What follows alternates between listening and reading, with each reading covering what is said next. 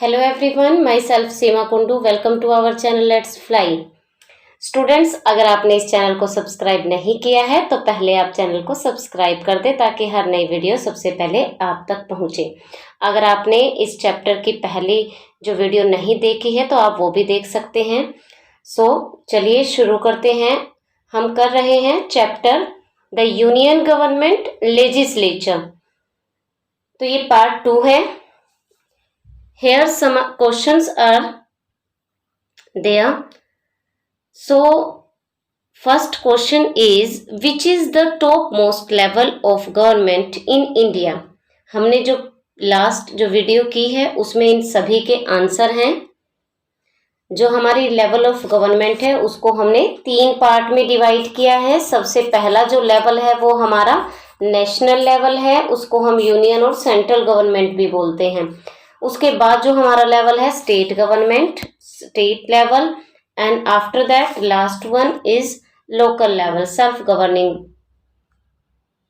Second question देखिए, who is the head of the state? इसका answer बच्चों आप कमेंट बॉक्स में स्वयं देंगे. थर्ड है, why did the India opted for a federal form of government? कि इंडिया के लिए जो federal form of type government है वो बिल्कुल अप्रोप्रिएट है. Why? You have to give the answer.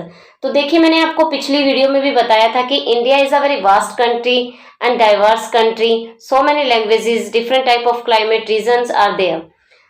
इतनी बड़ी कंट्री को सिर्फ वन टाइप ऑफ गवर्नमेंट से गवर्न करना it can not be possible. पूरे देश को एक तरह की एक ही टाइप ऑफ गवर्नमेंट से जो है हम गवर्न नहीं कर सकते. That is why we opted the federal type of government, and federal means when the government work more than 2 level.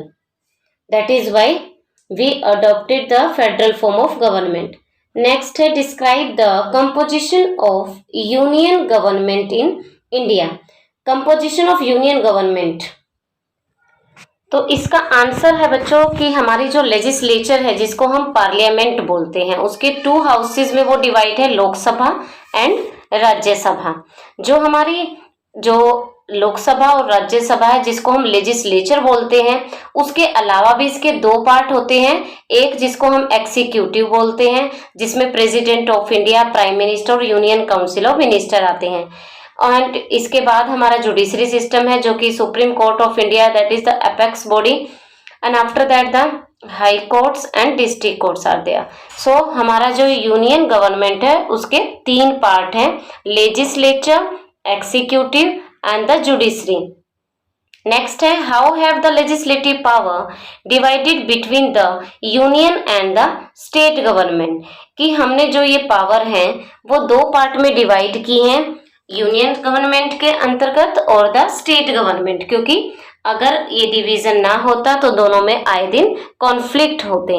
तो that is why we divided the powers into state government and the union government. हमने इसके लिए 3 list में divide किया है जो हम पिछली वीडियो में कर चुके हैं, union list, state list, concrete list, जिसपे जो है ये इनके जो सब्जेक्ट हैं वो अलग अलग से डिवाइडेड है कि किस पे कौन सी सरकार रूल बनाएगी. तो चलिए अब हम इनको डिटेल में करते हैं. The union legislature, Lok Sabha and Rajya Sabha, ये जो इस चैप्टर के मेन जो है मेन टॉपिक है. यहाँ पे देखिए बच्चों, हमारा टॉपिक है यूनिवर्सल अडल्ट फ्रेंचाइज. इसको हम हिंदी में बोलते हैं सार्वभौमिक मताधिकार. फर्स्ट पॉइंट है, The Constitution of India laid down the principle of universal adult franchise, according to which all the citizens who are 18 and more than 18 years of age have the right to vote. Universal adult franchise, जो कि बहुत बार आएगा ये आपके सामने ये word, तो आपको इसका मीनिंग पता होना चाहिए कि हमारे कॉन्स्टिट्यूशन में जो यूनिवर्सल अडल्ट फ्रेंचाइज का रूल है उसके अकॉर्डिंग राइट टू वोट का अधिकार सभी सिटीजन्स को दिया गया है, who are 18 and above 18 year without any discrimination. This right gives the people an opportunity to actively participate in the political system. यही वो अधिकार है जो कि डेमोक्रेसी गवर्नमेंट में, डेमोक्रेटिक टाइप ऑफ गवर्नमेंट में people can take part in the political system. They elect their representative who constitute the parliament, और इस वोट के अधिकार के द्वारा ही हम जो अपने रिप्रेजेंटेटिव को इलेक्ट करते हैं जो कि पार्लियामेंट में जाते हैं, and make the frame the law for us and who control and guide the union government. Last one is people express their trust in the functioning of our democratic government. इस अधिकार के मिलने से ही हमारी जो स्वतंत्रता है, हमारा जो डेमोक्रेसी है, वो अच्छी तरह से काम कर पाती है। अब यहाँ पे देखिए यूनियन लेजिस्लेचर, जो कि हमारा मेन टॉपिक है इस चैप्टर का। फर्स्ट है the parliament is the legislative organ of the union government. जो यूनियन गवर्नमेंट है, जैसे कि मैंने आपको पहले बताया कि इसके 3 अंग हैं। वो 3 पार्ट कौन कौन से हैं? लेजिस्लेचर, एक्सिक्यूटिव और जुडिशरी। और जो हमारा लेजिस्लेचर, जो कि हम इस चैप्टर में रीड कर रहे हैं, उसको जो है, उसका जो मेन पार्ट है वो क्या है? Parliament.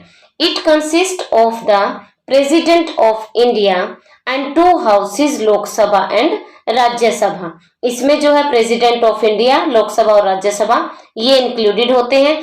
The house of the people is called Lok Sabha. जो लोअर हाउस है, जिसको हम दूसरा नाम लोअर हाउस भी है, जिसके जो मेंबर है वो डायरेक्टली पीपल के द्वारा इलेक्टेड होते हैं, जिनको हम एमपीज बोलते हैं। जो मेंबर ऑफ पार्लियामेंट होते हैं, चाहे वो लोकसभा हो या राज्यसभा, दोनों को हम एमपीज बोलते हैं। नेक्स्ट है the second house is the council of states known as Rajya Sabha और द अपर हाउस। यहाँ पे 1 नंबर में आ सकता है बच्चों, ये देखिए कि हमारी जो राज्यसभा है उसका अदर नेम क्या है? अपर हाउस और द काउंसिल ऑफ स्टेट। इनको भी हम एमपीज बोलते हैं। Next, the president of India is not a member of any house. की जो प्रेसिडेंट है वो पार्लियामेंट के दोनों हाउस में किसी के भी सदस्य या मेंबर नहीं होते। आफ्टर दैट ही और she is the integral part of the parliament. फिर भी वो पार्लियामेंट के एक बहुत ही महत्वपूर्ण हिस्सा होते हैं। क्यों होते हैं? क्योंकि no bill can become a law without his और हर कंसेंट। कोई भी बिल जो है वो लॉ नहीं बनता without the president signature. The Lok Sabha represent the people of India and the Rajya Sabha represent the state of India. कि जो लोकसभा है, जिसको हम लोअर हाउस बोलते हैं, वो रिप्रेजेंट करती है पीपल ऑफ इंडिया को, और जो राज्यसभा है वो रिप्रेजेंट करती है स्टेट ऑफ इंडिया को। नेक्स्ट यहाँ पे देखिए लोकसभा और राज्यसभा। चलिए हम इनके बारे में 1 बाय 1 पढ़ते हैं। सबसे पहले लोकसभा।